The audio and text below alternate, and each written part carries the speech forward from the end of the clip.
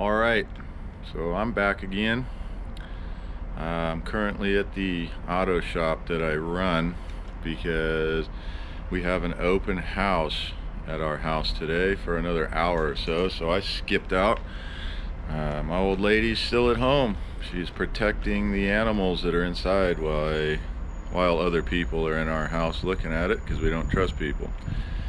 So I'm here and I'm gonna make another video. So we're gonna make a few videos now that we've made the one about Magic Mountain and their roller coasters.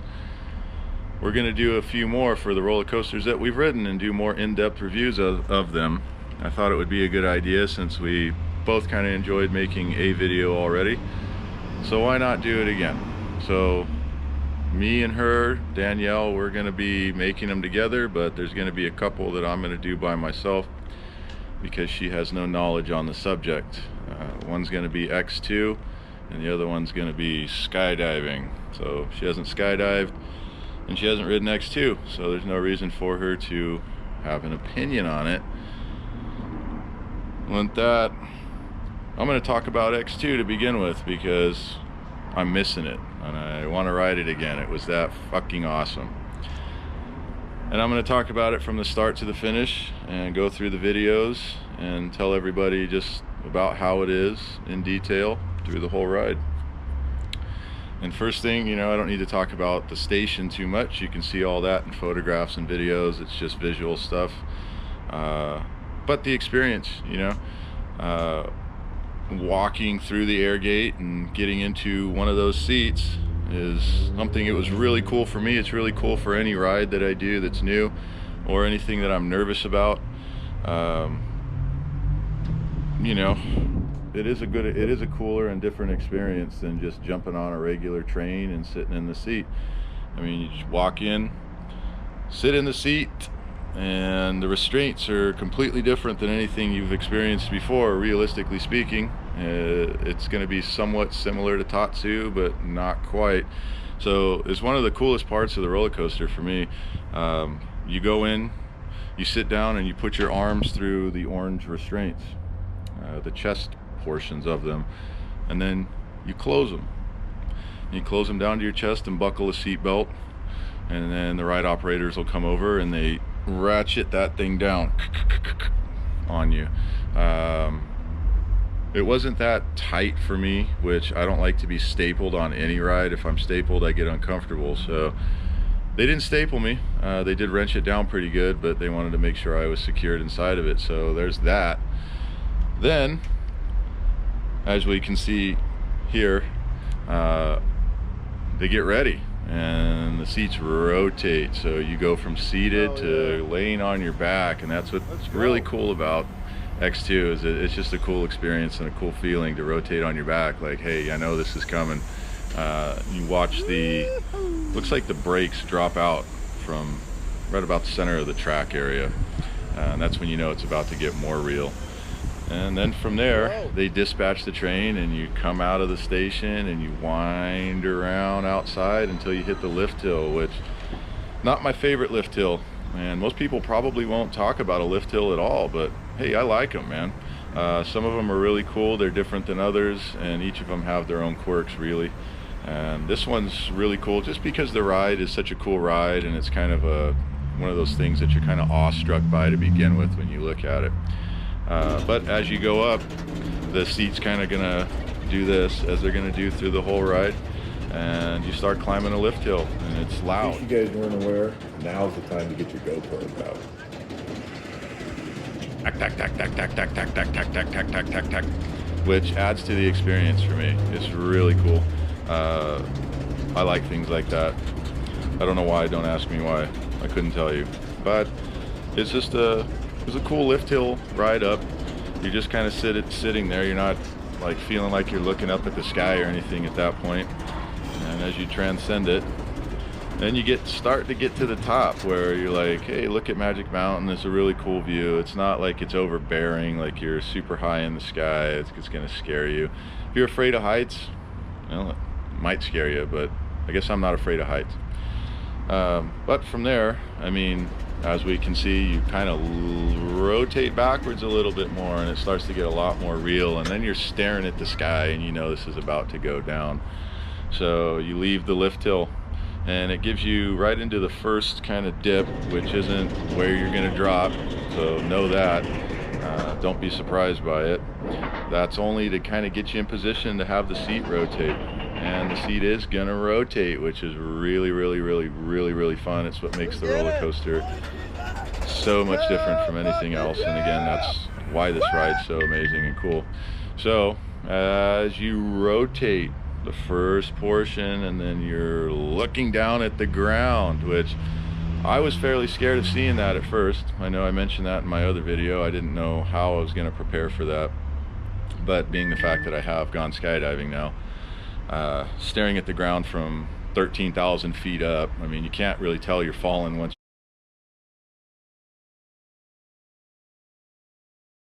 you're falling, but this is a lot closer. So 200 feet, the depth perception is there, the sense of speed is there, not like with skydiving. So you know you're falling. But in the second row, fourth row, you know, I really didn't notice like, hey, this thing is moving at a fast pace. Maybe if you're in the very back and you're getting sucked down the drop, it might be more extreme. And I'll look forward to riding it in the back at some point in the future. I didn't this time. So seat rotates and you're looking at the ground, kind of not straight down, but a little bit backwards too, which is really interesting. Looking at palm trees and dirt and kind of the rest of the layout that's right there. And then you just start dropping, and like I said, it's not super crazy fast or like forcefully intense. It's visually intense, it is a little bit, for most people, I guess. For me, I was just kind of like, wow, this is a whole hell of a lot of fun. And again, it's because I know that I'm safely strapped into a seat. I'm not going to fall out. So that is where you are. Like I didn't mention this in the last video, but it's one thing where you're just going to be kind of there and you're hanging forward into the restraints. And I did feel that on my chest a little bit after the 2 rides that I took on it. It wasn't extremely painful, but I could definitely tell that I was hanging at some point, and it's multiple points throughout the ride. So not super painful, but you'll notice it. And you drop down, and then the seat rotates forward, and all of a sudden you are looking forward again on your back and speeding like hell at 70-75 miles an hour backwards. And you see the rest of the train if you're not in the front row, which is really freaking cool. So again, this whole thing is just visually intense and stimulating, but it's not a type of intensity that's like overbearing. If you're really scared of the ride, then you know, maybe it's another point that I have to make about rides and intensity and how you go into them and how you experience them. Really, realistically speaking, something I learned from the skydiving community before I went was big, which was everybody's scared of it. Even after they jump one time, 500 times, it doesn't matter. They're usually freaking scared going up in a plane until the door opens and they're outside and the fear goes away. But you embrace the fear and you embrace the moment that you're in. And if you're really just going to be scared the whole time, it's not going to be a good experience. So be scared, but embrace that. Don't try to fight it on anything that you do, especially this. So getting back to it, after we've rotated, we're on our back and we're speeding backwards like hell. Then all of a sudden we're climbing back up again. We're back up to probably a couple hundred feet. It probably gets up to lift hill height again. And you're immediately just going to start falling back towards the earth, which it's like a second drop all over again. Only this time you're only going to face forward. You're not going to rotate. And it's steep. I mean, you go up and you come right back down. And like I said, in that first Raven turn there is where you're going to experience some type of maybe gray out if you're susceptible to that. And the reason being is because you're going from such a low elevation to a high elevation, and it's changing so quick. You're going to feel a little lightheaded there and potentially gray out. But the blood flow is going to return and you're going to be cool as soon as you start descending again. Sense of speed on the descent is amazing. It's not forceful. It is visually, again, stimulating and intense right there. It's visually intense, but I love visual intensity. So I'm all about it. We dive down and we're going to start coming back up, and that's where the seat's going to rotate forward again, or backwards. Sometimes it rotates backwards, depending on what side you're on. So this is where you don't necessarily get a head chopper, but a leg chopper nonetheless, because you're spinning kind of right next to the support. For me, the 4D spinning action is so much fun. I really love that about this coaster. That's what makes it so freaking unique. So spinning around, and then what are we gonna do there? We've spun and we're gonna come up and we're gonna get into the turnaround where everybody says it's a dead spot and they should have done something different with it, which like I said in my other review, I don't think so. After you've just gone through what you went through, the initial drop, the spin, up into the Raven, down, and you spun again, you're kind of processing everything at that point, unless you've ridden this thing like 100 times, which you're potentially bored of it at that point. So, but if you're new to it or still fairly new to it, this is where you're going to have a chance to kind of understand what just took place. I had seen a million videos on this thing, so I knew where I was going to be the entire time. I was never disoriented up until this point, and I was never disoriented through the ride in general. I was good the whole time. So it's not like some of the reviews say where, I guess if you just go into it blind, then I guess you're going to be disoriented, but I was never disoriented. This is the chance in that turnaround to just really take that in. And again, it's not a dead spot. You can see the park to the left, you got the parking lot to the right, and just some great scenery, and just enjoy it and look at it. I mean, I was having a great time yelling, screaming, you know, throwing up signs and other things too, and having a great time. I had the girls behind me getting down as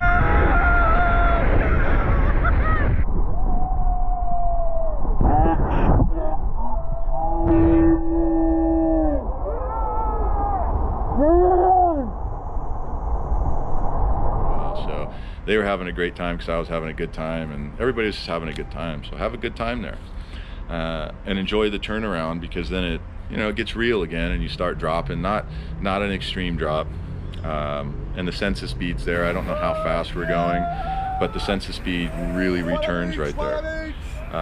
Again, it's not forceful. It's not a G-force thing there. You just drop down and you're like, ooh, here we go again. And then we're gonna come up and we're gonna rotate. The seat's gonna rotate again. So if you're facing, like you're on the right side of the train, you're gonna end up on the left side this time. It's gonna rotate you. It's not disorienting again. It's just really fucking fun, honestly. It is a lot of fucking fun to do that.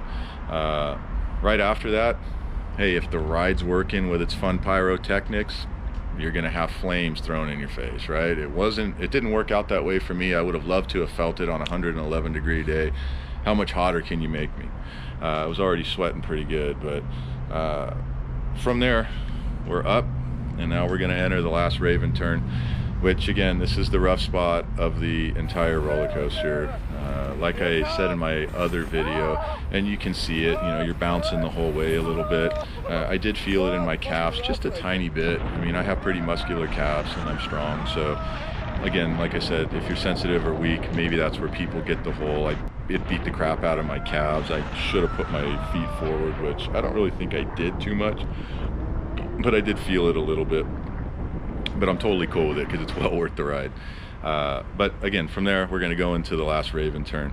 And this is where it's going to be rough, but enjoy it as you come down and face down one more time. Just take it all in and enjoy the visual intensity of it all. It's not forcefully intense. It's not going to make you gray out, pass out, puke, none of that shit. But once we get about 3/4 of the way through it, towards the bottom, the seats are going to rock back and forth against their forward and reverse locks, and it is rough. It does bang. Like I said in my other video, hold your head to the back. Some people say they like to do it and hold their head forward. Makes you more susceptible. Your body's going to move, the seat's going to move, and you can very well bang your head against the seat and probably, you know, come away going, ow, this thing hurts, I'll never want to ride it again. Hold your head back. That's what worked better for me the first time rather than the second time when I had my head forward.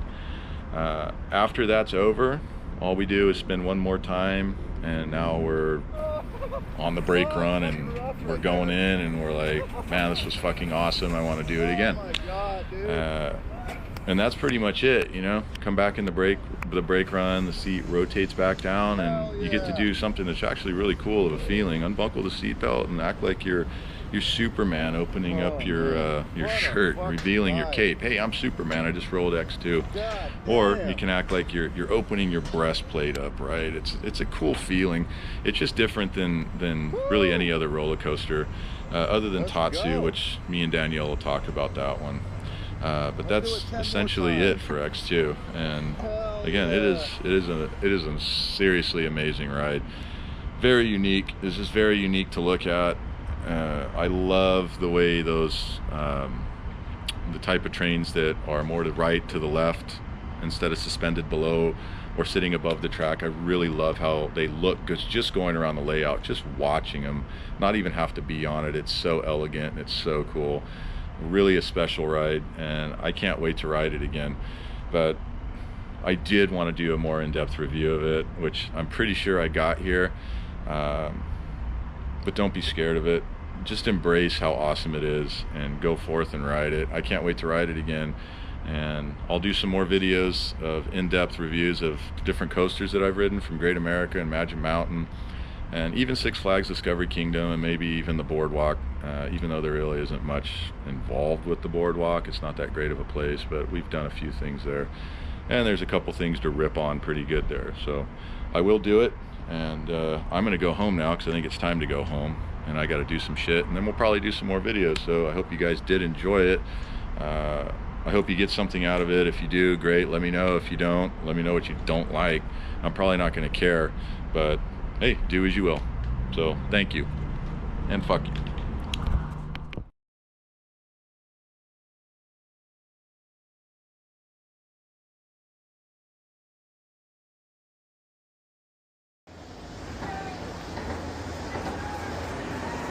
Hell yeah. Get it. Get it. Let's go. Let's go. X2. Fucking badass. Absolutely no reason to be afraid of that ride, but it is fucking awesome. It is intense. That is an intense ride, but so fucking fun.